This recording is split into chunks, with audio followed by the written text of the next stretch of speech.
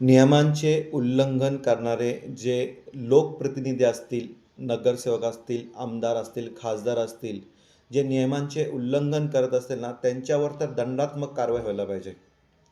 हो मित्रांनो, राज्यात जिल्हा परिषद आणि पंचायत समितीसाठी आचारसंहिता लागू आहे.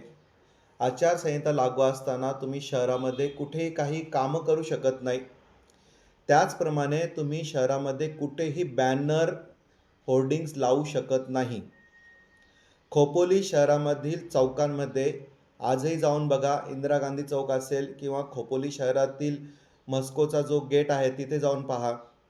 प्रचंड प्रमाणात जे लोकप्रतिनिधी आहेत त्यांनी बॅनर लावलेले आहे आणि आपले शहर हे निवडणूक झाल्यानंतरही आता परत दुर्गंधित शहर झालेले आहे.